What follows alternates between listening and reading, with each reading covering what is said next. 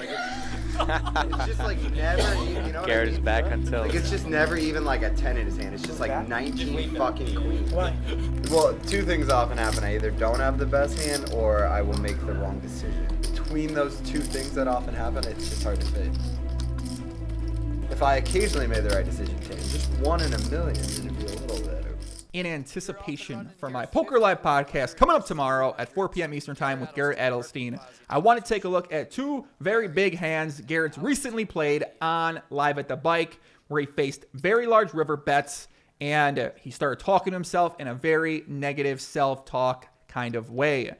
And I think this is something that every poker player goes through at some point in time. It's something I've dealt with over the years, many different times over my career. Garrett chooses to externalize a lot of these things, whereas a lot of us choose to internalize. I personally choose to externalize as well. And me and Garrett have had discussions about this in the past too, and we're definitely going to talk more about it tomorrow. But I really want to call attention to this because I do think that this is going to be something that will be able to potentially help a lot of people out there and at least draw awareness to it. So we're going to go over two hands, and this isn't going to be a very big strategy thing. If you want to see the hands, you can go check them out on Live at the Bike's YouTube channel. I'll link them below. There's enough strategy out there. This is more about the mental side of things and kind of real poker talk right up my alley. So we kind of joined this hand here. This is it was a 5-way pre-flop hand. So Garrett raised with pocket 10s here. Gary flat with ace-jack on the button. We got double A, Anglin, Alec Torelli over there with pocket jacks, choose to call pre-flop rather than re-raise, and board comes down queen 9-10. Garrett's got middle set. Double A's got the open and straight draw. Gary has the double gutter and the backdoor Bangkok, aka the backdoor nut flush draw. And yeah, Garrett bets. Both players call. Turns 4 diamonds. Obviously, Garrett's still got the best hand, and checked him. He's going to bet 6,000 and 8,000, and then Gary's going to make the call, and then double A's going to fold. And, you know, like I said, in terms of strategy, I feel like, you know, what are we thinking right now when we're in Garrett's spot? We're thinking about what does our opponents have? Putting them on ranges. What could they have? I don't know. Queen Jack, a flush draw, 2 pair, maybe pocket jacks, maybe, I mean, what kind of hands are they going to have, right? Not many hands they're really going to have here 5-way calling here besides some type of hands like that. So we're trying to think logically through the hand. We're trying to put our opponents on ranges. We're trying to figure out things like that. I think that's what's normal in a situation like this. And if Gary calls here, it's going to put Alec in a weird spot, out of position. I wouldn't be surprised if Alec folds after Gary calls. Gary does make the call. And Alec does make the quick fold. So $20,000 in the pot. Oh, yeah. And the river is a 6 of hearts. Interesting. Hearts gets there. Gary's hand looks like it could be hearts. He has the ace of hearts nut flush blocker in his hand. Is Gary willing to turn his hand into a bluff? Because the game breaks when it's a little bigger and other players get intimidated. And so it goes for like 2 hours? If they play a bigger game, it'll go for 2 hours. It'll go a little longer than that sometimes, but then it'll go short. And Garrett is going to check. Jack or like they're embarrassed. Yeah. You know what I mean? And then so Because they don't want to say they can't play. Their action, yeah. And a quick all-in from Gary. All right, so now our opponent goes all in. What are we thinking?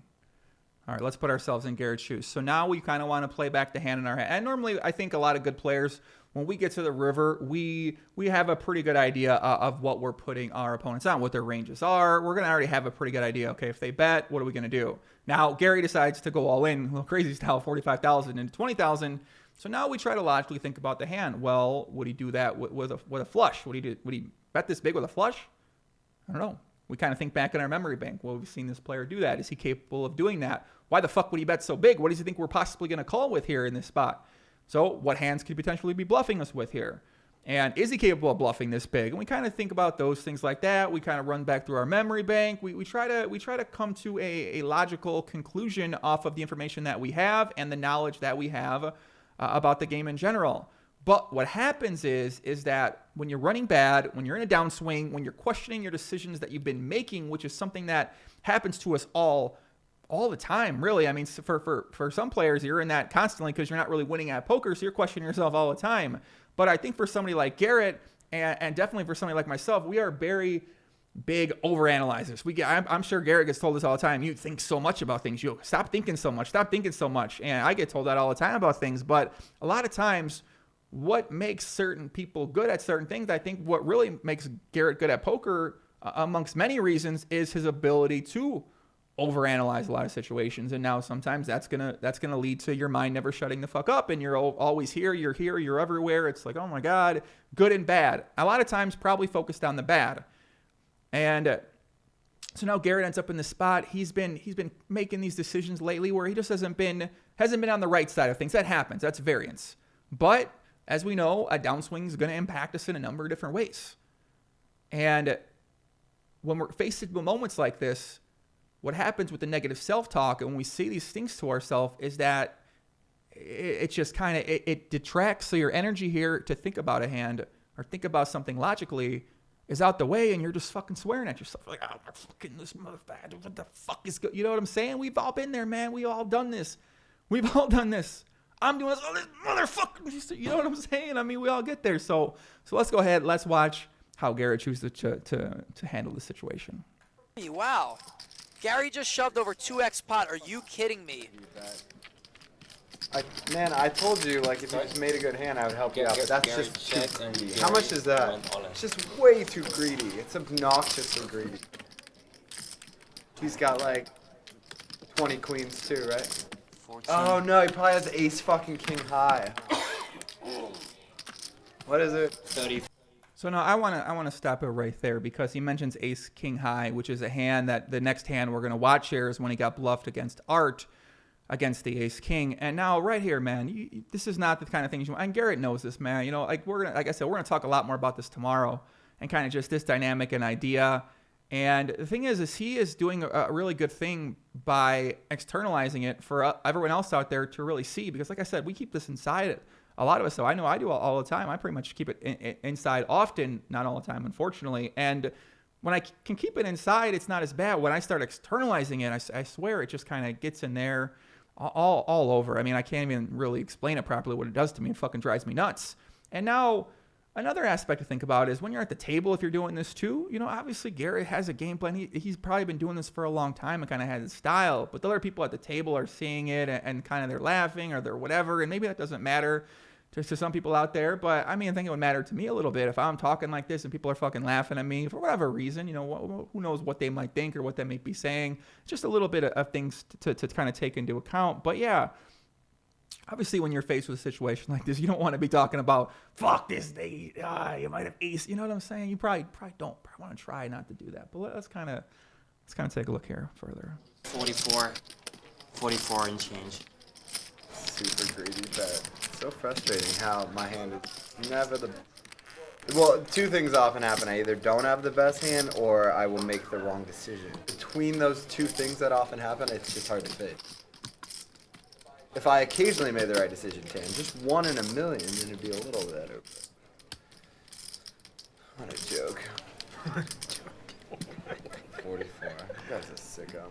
What is he doing? $1,000 on a stone cold bluff against Garrett Adelstein.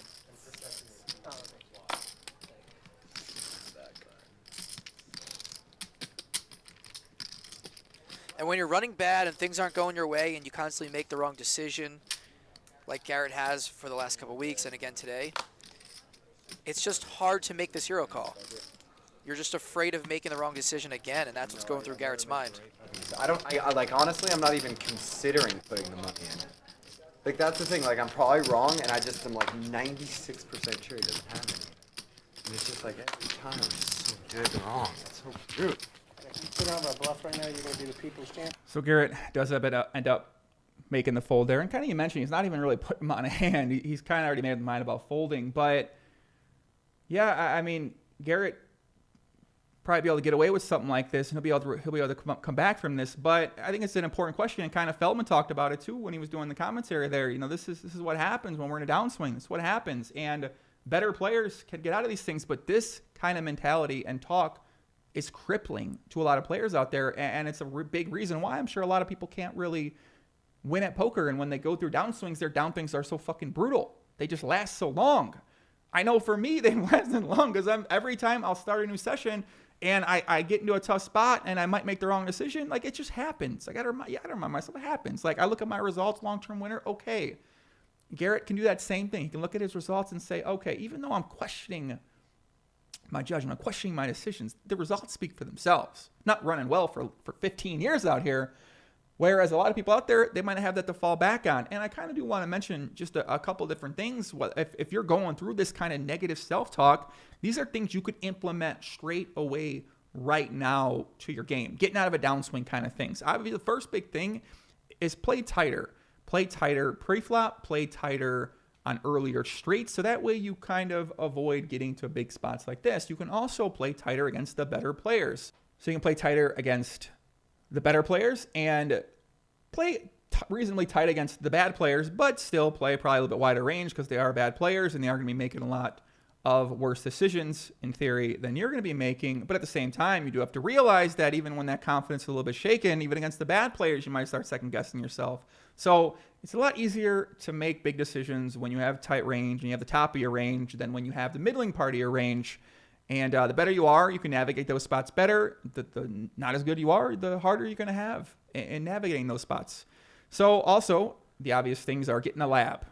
Get out there in the lab, study more, really talk with your poker friends. If you have poker friends, you don't have poker friends, I mean, obviously, I say this all the time. You got to find poker friends as soon as you can through Twitter, Reddit Poker, 2+2, through my people in the YouTube comments out there. A lot of winning players out there too. But really kind of making sure you're not nuts. Am I going crazy? Like, did I forget how to fucking play?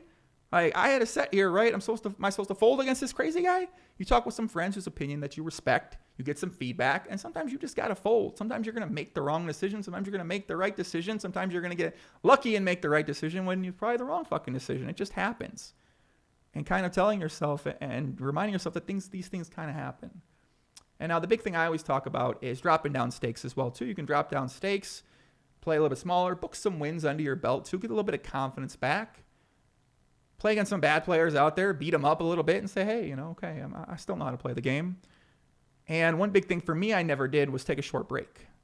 Taking a short break, resetting those fundamentals, shaking the cobwebs out of that mindset a little bit. You kind of got the bag, it's here, you question everything, and then you kind of shake it up a little bit. Hopefully you get rid of that. You clean out the cobwebs a little bit. Then you come back, hopefully a refreshed person. Fundamentals a little bit more back on track, kind of play a little bit more of a standard approach a little bit so you get that confidence back, get rolling again, then you kind of start deviating away from a standard approach into potentially your normal strategy, which might be a little bit more aggressive, as in my man Garrett. The guy's a fucking maniac. So definitely definitely over aggressive. And so let's take a look at this last hand here. And I went on a little bit there, but this is so important, man. When I see this, I saw this happen, I was like, I have to make a video about this because this is very it's a very important thing, man. This will cripple you, really. It will. You might never recover out of a downswing. You might quit poker. I've seen it happen to people. I've seen this ruin people out there. And now better players can overcome this, but not a lot of better players out there, to be honest with you, man. So let's take a look at this last hand here. Easy 3-bet. And like I said, this hand, I think I made 3,000. what was done by LiveAtTheBike did a great fucking job with this one, man. This ace king versus king's hand. If you want to go check it out, like I said, it's in the link below. But they had Garrett and they had Art kind of giving breakdown of the hand. It's beautiful, man. I love it so much. I love what they're doing here. And so Art, 3-bet Garrett, they're super deep, man. Look at this, man. $150,000. That's crazy here. Garrett makes a 600 pre-flop. Art 3,000. Garrett makes it 9,000. 4 bets in position, and yeah, Art goes ahead and calls. Garrett's 4-bet flop comes down queen 10, and it ends up going check. Definitely have pocket 10s here. I think either player could definitely have ace queen here. A lot of things are going through these players. Just kind of try and mix it up. So anyway, this time I decided to check. And Garrett is going to check back for pot control here. He knows that he doesn't have a 3-street hand that often. Turn is an 8. I got to check. And Art checks. Obviously, I still have a great hand. He checks. At this point, I definitely still think I have the best hand. I think he's got like a lot of pairs. He has a lot of like pocket jacks, pocket 9s, maybe some ace king, ace jack. I mean, you could definitely trap a check back sometimes, but I think most of the time you're going to want to go for value and turn and get value on the river. Garrett's going to bet 6K into 18, so he bets about a 1/3 pot, small bet. And then there's another round of betting. And Art's going to check call. Percentage of the time. And the river is an 8. that much less likely he has pocket eights. And Art's going to check. Art with ace high, Garrett with kings and queens. And now Garrett is going to think about going for value here. I expect him to value bet light here a lot because that's just how he plays. He value bets really thin. And this is what separates, you know, a lot of players at lower levels will just bet one street here and check back this river because they're happy with the pot. They're scared about their opponent having. I want to touch on what Feldman just said. He said something extremely important that I think 95% of people are going to overlook. So what he just said is very, very, very, very, very important. This is what separates great players. Not even necessarily the stakes, really. It's what separates the great players from the okay players, is that your ability to get value in spots that a weaker player might not see the value there. And now this is a perfect situation of that where maybe it's lower stakes. Someone might check. They might be scared of the queen. They might be scared of the potential 8. Maybe he's got jack 9. Who really knows? I doubt they have jack 9. But who knows? That's kind of what some people think. They're fucking terrified. They're saying, oh, what worse hand's going to call me? Now, obviously in this situation, worse hand can call you. Could be a 10, could be an ace high, could be pocket jacks, could be pocket 9s. There are worse hands. But a lot of people aren't necessarily looking at it that way because they are so scared to potentially get check raised. They're potentially scared to value bet and then get called by the queen here, by the 8. And yeah, it's on you as a player to figure out which situations do I need to be value betting here and get full value from my hand, and which situations do I maybe not want to be value betting. And I think just that concept alone is extremely important and really what separates player tiers and types between losing players, between weak regs, good regs, and the great regs out there. A full house at this level, and when you're a beast like Garrett and you're playing against a great player like Art, you're going to find thin value and you're going to go for these spots. Who's in the tank here, Adelstein? No, don't rush. I'm just asking who it was. I check and he bets 2/3 pot here. Bet. 21,000. 21,000, a little over 2/3 pot from Garrett. And now Art has a decision to make. He has ace king. It's ace high. What can he beat here? I initially wanted to fold because I feel like he's just going to call me a lot here because I'm just representing a queen.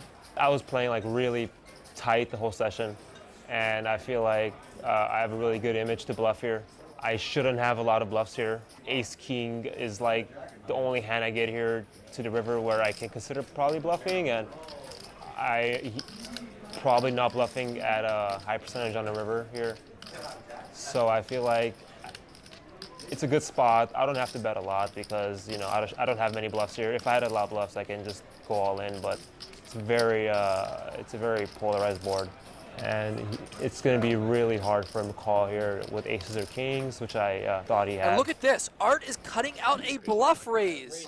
All right, once again, we heard Art break that down. I really like that insight from Art, man. I really do appreciate him sharing that with Live at the Bike. So once again, now we get check raise here, right? What are we doing here? We're thinking about, once again, the ranges. Okay, we thought about, okay, what would he potentially turn into a bluff here? All right, what does he think my range is? Okay, would he ever try to get me to potentially fold those type of hands that I am betting here for value? These are the kind of things we want to ask ourselves. We want to run through a hand. And obviously, when we get up to this point, we're sort of doing that with our hand. It's very rare we're going to get check raised here, I feel like, but we should be at least considering the option of getting check raised and by what hands he might be check raising us with. Those are the things that we want to be talking about in real time. We want to be going over those things. I wanted to check so bad. So I put in a raise. 51,000. I wanted to check so bad. 51,000 from Art. He just made an insane check raise bluff on Garrett Adelstein. Why didn't I just check? I don't know. Like, it's just such a fucking garbage spot for me to fucking check. I'm just bluffing with so many things so often there. It's just so fucking garbage to check. But that's what I do. Just ridiculous, stupid shit, you know? But no, just still fucking felt the need to bet. I mean, I just feel like he has like 19 queens. Like it's just like never, you know what Garrett I mean? is back on tilt. Like it's just never even like a 10 in his hand. It's just like 19 fucking queens. Why? You know? Of them right now? Oh, I'm just annoyed. got it. Yeah, no, of course. I got to see that. I'm just What did he do? 51,000? 51,000 is the raise. That's insane. What does he do? Want me to fold?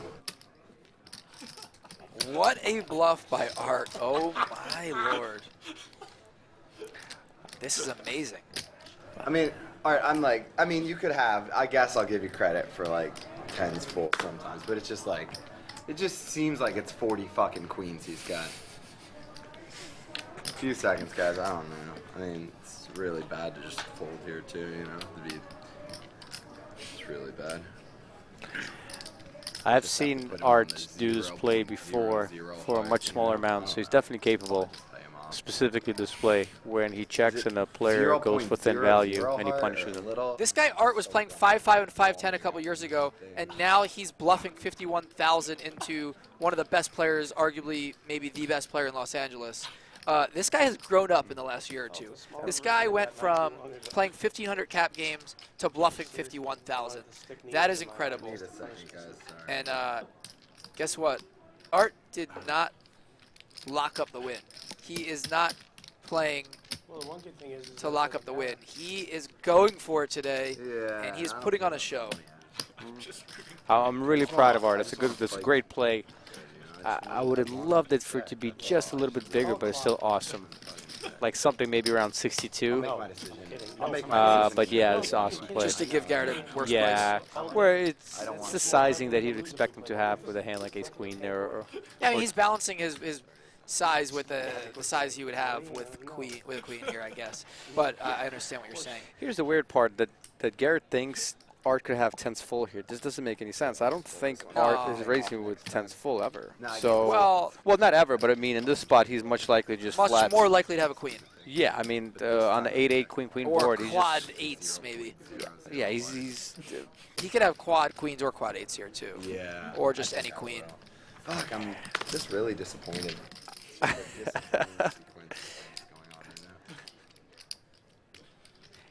I mean that's crazy. Yeah. Garrett is having an existential crisis in the middle of a poker hand. I love it. Check the river. I wish that was Can we redo it? The redo? So it's like 30 to win like that much. Shit.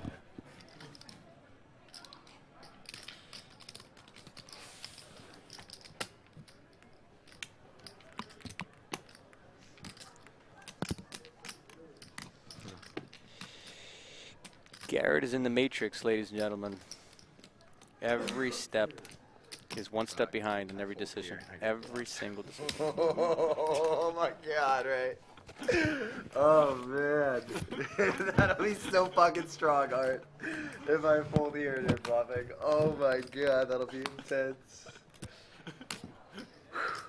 30 seconds, guys, sorry. I don't know why I'm taking so long in this stupid hand. It just doesn't even really matter.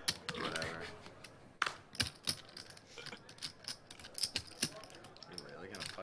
That? Why not, huh? Yeah, I guess so. Fuck